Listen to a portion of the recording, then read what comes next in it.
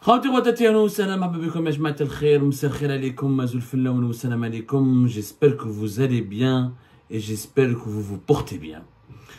Que pourrait-il se passer si une guerre éclate entre l'Algérie et le Maroc? Qui pourrait gagner cette guerre? Qu'est-ce qui pourrait déclencher une guerre entre l'Algérie et le Maroc? Qui attaquera le premier et qui ripostera le deuxième? Et quelle sera l'attitude de la communauté internationale? Et est-ce qu'un troisième pays ou d'autres pays pourraient entrer en guerre ou s'impliqueraient dans cette guerre si par malheur l'Algérie et le Maroc entrent en guerre? Ce sont des questions qui font peur, qui vraiment, moi personnellement, me provoquent les pires cauchemars. Je pense que ça alimente les cauchemars de tous les Maghrébins. Et les tensions politiques actuelles entre l'Algérie et le Maroc, notamment depuis la rupture des relations diplomatiques au mois d'août 2021, préfigurent de nombreux scénarios. Des stratèges de l'armée française ont écrit un scénario dans lequel ils imaginent potentiellement une guerre entre l'Algérie et le Maroc. Ce n'est pas un film, ce n'est pas une fiction, ce n'est pas une série Netflix ni Amazon Prime, on appelle ça des scénarios de géostratégie. Qu'est-ce que cela signifie? Le magazine L'Express, le magazine français, a publié le résumé de ce scénario, on appelle ça les scénarios de l'armée française. L'armée française, la France, en tant que l'une des 4 ou 5 grandes puissances militaires de ce monde, elle établit des scénarios dans lesquels elle s'imagine partie prenante d'un conflit, où là c'est des scénarios qui pourraient qui pourraient voir le jour. Ce sont des scénarios de conflits militaires qui peuvent éclater. Et ce sont des scénarios qui ne sont pas de fruits de l'imaginaire.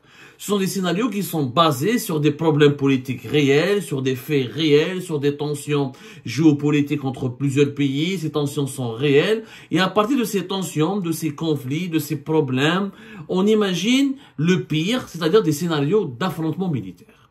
L'armée française a imaginé 11 scénarios catastrophes qui peuvent menacer l'équilibre géopolitique du monde. Les 11 scénarios catastrophes, ce sont des guerres. Parmi ces 11 scénarios catastrophiques auxquels l'armée française s'entraîne, parce que l'armée en France, elle a établi un cercle de réflexion qui produit des scénarios de catastrophes auxquels l'armée doit se préparer pour parer à toutes les éventualités. Et depuis le début de la guerre en Ukraine, en février 2022, et les tensions qui ont éclaté en décembre 2021 entre l'Ukraine et la Russie, l'armée française, le ministère français des armées, il travaille sur des scénarios d'entrée en guerre. Quel moment la guerre en Ukraine pourrait déraper, dériver? Est-ce que d'autres guerres pourraient éclater? Alors, il faut savoir qu'en France, ils ont des institutions qui sont chargées d'établir des scénarios, de travailler sur des scénarios de conflit et de proposer des solutions qui permettraient à l'armée française de s'adapter à ces scénarios. Il s'agit du centre de planification de conduite des opérations au centre de doctrine et le centre d'enseignement et de commandement qui relève du ministère français des armées, qui ont pour mission de faire un travail de prospective. La prospective, c'est d'imaginer ce qui pourrait arriver. Ce n'est pas de l'anticipation. La prospective, c'est de prendre les données du réel, les données du présent, voir les événements du présent et d'établir une réflexion sur les événements qui se déroulent actuellement, qu'est-ce qu'ils pourraient avoir comme conséquences à l'avenir et quelles sont les données qui pourraient être engendrées ou générées par les événements qui se déroulent en ce moment. C'est ce qu'on appelle ça la prospective. Alors, les états-majors de l'armée française, nous apprend le magazine L'Express, financent des think tanks qui sont l'Observatoire des conflits futurs, qui rassemble un consortium de recherche sur les menaces d'ici 2040. Le consortium est dirigé par la Fondation pour la recherche stratégique et l'Institut français des relations internationales. Donc ce sont des instituts de recherche qui travaillent dans le cadre d'un organisme, d'un centre de réflexion qui s'appelle l'Observatoire des conflits futurs. Il est financé depuis 3 ans par l'état-major des armées françaises et le rôle principal de ce centre de réflexion est d'imaginer les menaces de guerre d'ici 2040. Donc il y a des chercheurs, il y a des écrivains, il y a des spécialistes des relations internationales, des spécialistes des questions militaires, des philosophes qui offrent des réflexions et qui écrivent des scénarios d'anticipation sur ce que pourrait devenir le monde d'ici 2040, voire jusqu'à 2060, et quels sont les quels sont les conflits militaires qui pourraient menacer le monde de demain. Parmi les 11 scénarios catastrophiques, la France redoute, l'armée française redoute un conflit entre le Maroc et l'Algérie. Le Maroc et l'Algérie, c'est 106 experts qui ont été consultés pour travailler sur ces 11 conflits de catastrophes qui pourraient menacer l'équilibre du monde d'ici 2030. Donc, c'est 11 conflits militaires qui pourraient éclater d'ici 2030. Et ces 11 conflits militaires menacent directement ou indirectement l'armée française, la France et ses intérêts. Parmi les conflits, il y a donc le conflit algéro-marocain. Alors, les experts français ont imaginé que une guerre va éclater entre l'Algérie et le Maroc. Et que cette guerre devrait, si elle commence, je vous le scénario, il est extraordinairement compliqué. Tout commencerait un 17 août. 17 août, l'armée algérienne occupe, des blindés de l'armée algérienne, occupe une oasis qui est située sur le territoire marocain, c'est l'oasis de Fegig, entre la région de Béchar et la frontière marocaine. C'est à la frontière algéro-marocaine du côté de Béchar en Algérie.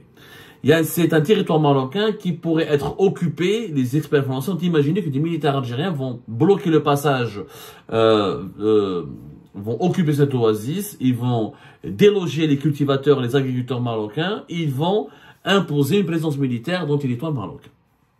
Donc c'est une incursion militaire algérienne dans le territoire marocain. Le 22 août, des combats éclatent entre l'armée algérienne et l'armée marocaine. 32 soldats algériens s'introduisent dans le territoire marocain au petit matin. Des coups de feu sont échangés à la frontière. Le bilan est lourd. 3 soldats marocains sont tués, 11 blessés, tandis que 4 morts et 18 blessés sont dénombrés du côté algérien. À la mi-journée, en dépit d'un balai diplomatique qui s'est mis en place ces derniers jours pour calmer les deux puissances régionales, à savoir l'Algérie et le Maroc, l'escalade se poursuit. Rabat, le Maroc, dénonce une intrusion inadmissible qui menace l'intégrité de son territoire. L'Algérie et le Maroc entrent en guerre. Ce scénario n'explique pas pourquoi l'Algérie lancerait une opération militaire contre le Maroc.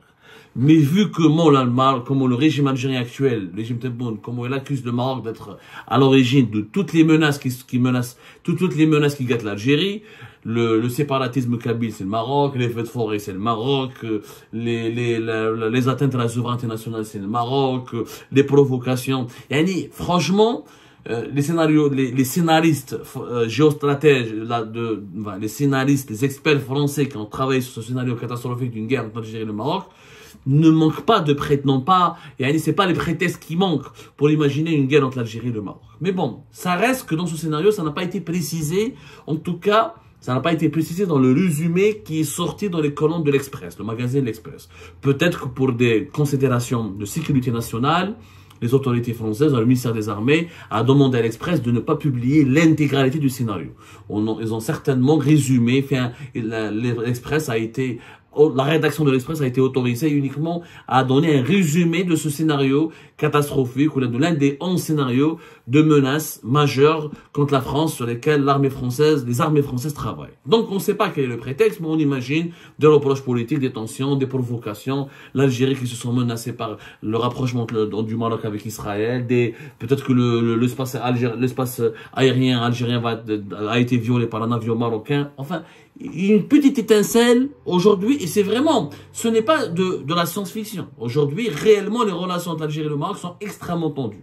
Extrêmement tendues. Une petite étincelle permet réellement, malheureusement, j'espère que ça n'arrivera jamais, mais c'est pas un scénario qui est à exclure. Une petite étincelle suffit pour allumer le feu et entraîner les deux pays dans une guerre terrible. Alors, l'Algérie et le Maroc entrent en guerre entre le 17 et le 22 août. Attaque à Fegig, incursion militaire algérienne, des combats au niveau de Fegig, et les deux pays entrent en guerre. Alors,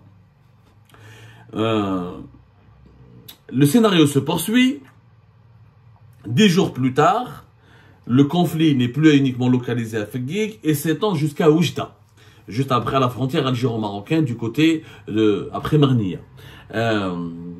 Les Marocains et Golek Belli, selon les experts français, l'armée algérienne va envoyer une colonne de blindés, des chars algériens, vont essayer d'occuper Oujda. Les Marocains vont détruire une quinzaine de chars de bataille algériens. Alger va dénombrer 30 morts dans ses rangs, quand les pertes marocaines restent basses. C'est là, les scénaristes français tablent sur une défaite militaire de l'Algérie face à l'armée marocaine. Un cessez-le-feu, ensuite, sur les experts français, sera établi entre les deux pays, grâce à des médiations de l'Égypte, mais les soulagements collectifs sont de trop courte durée, car le régime algérien sera considéré comme défait, parce c'est lui qui aurait agressé le premier, le Maroc aurait résisté, il aurait repoussé donc les attaques militaires algériennes, et cette défaite du régime algérien dans cette guerre avec le Maroc va entraîner des déséquilibres et des contestations à l'intérieur du pays. Et c'est là où le pire va arriver pour la France, parce que la France imagine dans ce scénario que pour le régime algérien, pour détourner l'attention sur sa défaite dans le conflit algéro-marocain, il va accuser la France. Des factions radicales du régime algérien vont accuser la France et vont dire que ce sont les Français qui sont venus au secours des Marocains pour nous empêcher de les battre. Et du coup, il y aura des missiles algériens qui vont attaquer des navires français. Il y aura même un navire français qui sera coulé et il y aura des militaires français qui vont mourir. Ensuite, la base militaire de Toulon, au sud de la France, c'est une base symbolique parce que c'est de là, en 1830, que les forces navales françaises ont pris la mer c'est de là où la colonisation française de l'Algérie avait réellement commencé. C'est une base militaire importante. À Toulon, c'est une base militaire importante. Il y aurait des missiles algériens. Des militaires algériens vont attaquer, vont contre-attaquer, vont attaquer, ils vont essayer de semer le chaos à Toulon, dans la base militaire de Toulon. Et là, ce qui est bizarre dans ce scénario, c'est que les experts français imaginent que si une partie de l'armée algérienne veut attaquer la France, il va y avoir des divisions et le chaos va s'installer en Algérie. Parce que d'autres factions du régime algérien seraient contre ces attaques lancées depuis l'Algérie contre la France, notamment contre la base militaire de Toulon. Et là, les Français vont monter une opération spéciale en partenariat avec d'autres militaires algériens qui sont contre la déclaration, le déclenchement d'une guerre entre la France et l'Algérie. Et c'est une opération spéciale qui sera menée pour neutraliser les commanditaires et les d'autres militaires qui seraient à l'origine de l'attaque avec des missiles contre la base militaire de Toulon qui va provoquer beaucoup de dégâts. Et ça, c'est la France, grâce donc à des factions militaires algériennes, vont intervenir pour empêcher que d'autres factions du régime algérien ne s'attaquent violemment et brutalement au territoire français ou à des installations militaires françaises pour ne pas exporter le conflit algéro-marocain sur le territoire français. C'est un scénario extrêmement inquiétant et alarmant. Et les experts français sont convaincus que, 1, l'Algérie ne gagnera pas une guerre face au Maroc, que 2, le régime sera terriblement divisé, et que, une fois qu'il sera divisé, que la France sera inévitablement attaquée. Et que même les cibles les plus abordables seraient une base militaire, la fameuse base militaire de Toulon, ainsi que des navires français, des navires de guerre français qui seraient mobilisés ou déployés au niveau de la Méditerranée. La France a des experts français et le scénario s'arrête là. Donc l'Express n'a pas publié, on va dire, des conclusions plus poussées. Certainement que ce scénario, il est beaucoup plus complexe, il est beaucoup plus détaillé, il est beaucoup plus vaste. On parle de l'utilisation des armes russes par l'armée algérienne contre la France et le Maroc. On ne dit pas si le Maroc sera soutenu par Israël, les États-Unis et l'OTAN. Est-ce que la France, pourquoi les dirigeants algériens vont se retourner contre la France? Est-ce que la France va fournir une assistance militaire au Maroc?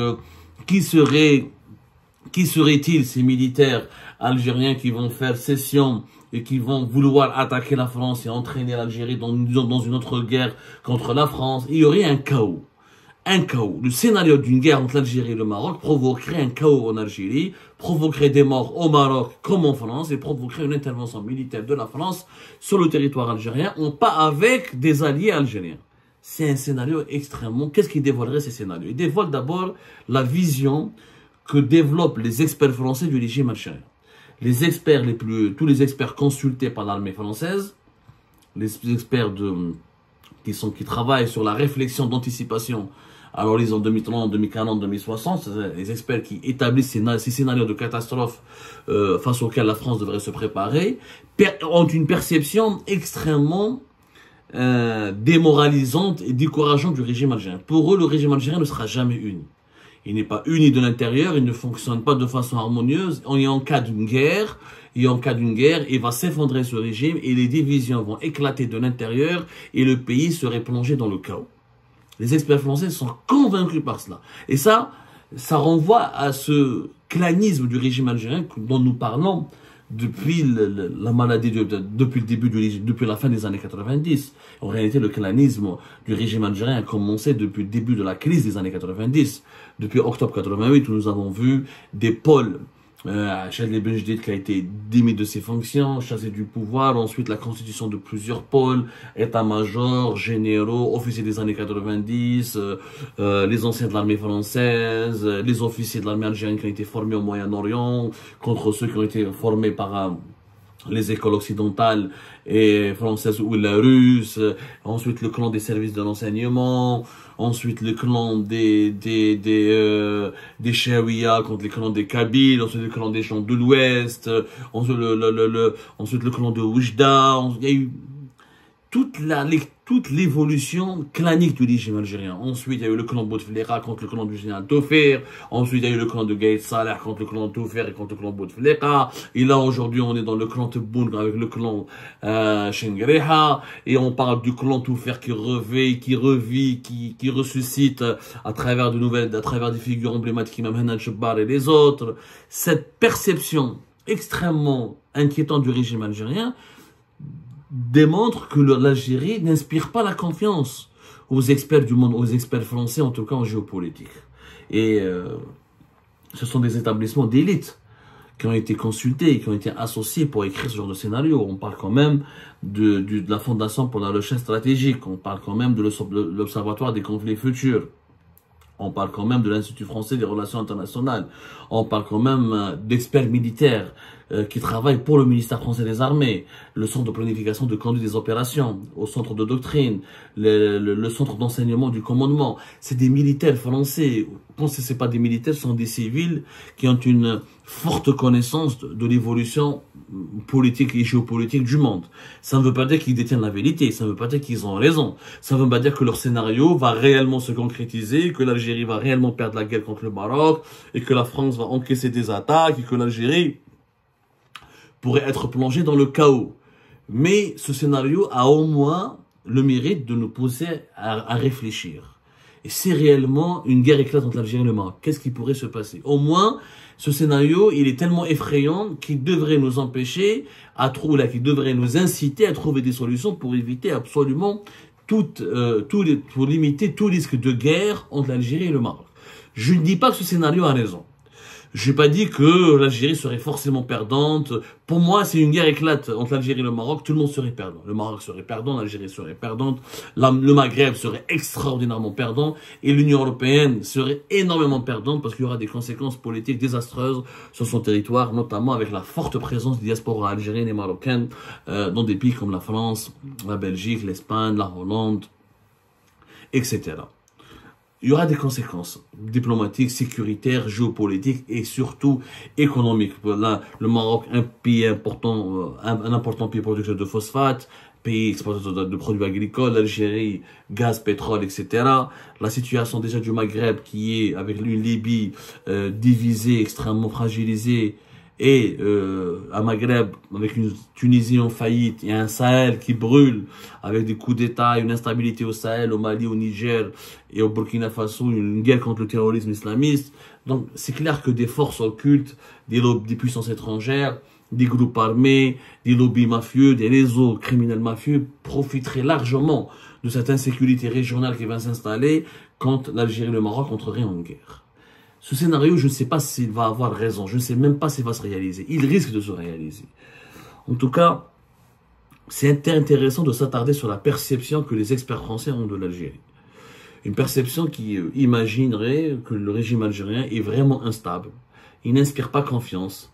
Il y aurait des militaires qui seraient des fous, des têtes brûlées, qui pourraient attaquer la France s'ils perdraient la face au Maroc. Que faut-il faire face à ce genre de scénario? Réfléchir, chercher des solutions pour la paix et trouver des solutions une fois pour toutes pour le problème algéro-marocain. Sauf que dans le contexte d'aujourd'hui, j'ai l'impression que le régime Tebboune ne cherche pas des solutions avec le Maroc. Le Maroc, j'ai pas l'impression qu'il a envie de dialoguer non plus avec le régime Tebboune. Les deux pays se tournent le dos et chacun est en train de s'armer, de se préparer à une guerre et à attaquer ou là à se défendre au cas d'une agression. En l'absence d'un dialogue, d'un canal de discussion direct et l'échec de plusieurs médiations, dans ce scénario français parle d'une médiation égyptienne. Je rappelle que de 2021 à 2024, il y a eu l'Arabie Saoudite qui a proposé une médiation, la Jordanie qui a proposé une médiation, le Qatar qui a proposé une médiation. Et ça n'a pas fonctionné, et ça n'a pas marché. Les États-Unis d'Amérique, vers la fin de l'année 2023, ont proposé une médiation. Et toutes ces médiations ont pour but d'éviter qu'un scénario cauchemardesque comme celui-là, c'est-à-dire d'une guerre entre l'Algérie et le Maroc, ne pourrait éclater. Moi, je ne crois pas que l'Algérie gagnerait une guerre. Je ne crois pas que le Maroc va gagner cette guerre. Je crois encore que les deux seraient énormément perdants et que les deux peuples pourraient se révolter tous les deux à l'intérieur de leur pays contre ce scénario d'une guerre. Maintenant, ce scénario, contre une militarisation du conflit politique algéro-marocain. Maintenant, ce scénario, imaginerait que ce serait l'Algérie qui serait l'agresseur. Pourquoi? Parce que l'Algérie actuellement, c'est elle qui a le discours le plus véhément, le plus agressif, le plus brutal. C'est elle qui a rompu ses relations diplomatiques. C'est elle qui refuse, qui boycotte les compétitions sportives marocaines. C'est elle qui essaye, en tout cas, c'est elle qui est dans la position de l'accusateur, de la partie qui remet en permanence en cause les actions du Maroc et le comportement et les attitudes du Maroc. C'est pour cette raison certainement que les experts français ont imaginé en tout cas que ce serait l'Algérie qui agresserait le premier, qui lancerait en tout cas la première une attaque contre le Maroc. Ça ne veut pas dire que le Maroc ne serait pas lui aussi capable d'attaquer en premier l'Algérie. En tout cas, c'est un scénario cauchemardesque, qui ferait perdre à la Méditerranée occidentale, qui causerait à la Méditerranée occidentale de très lourds dégâts sur tous les plans. Le scénario est cauchemardesque. Maintenant, on connaît le cauchemar. Il faut éviter que le cauchemar ne devienne une réalité. Et c'est aux personnalités les plus sages, aux élites les plus sages au Maroc et en Algérie, d'aller chercher des solutions pour enfin trouver une issue de sortie urgente et apaisante à ce conflit qui dure depuis des années et qui prend une dimension extrêmement tragique.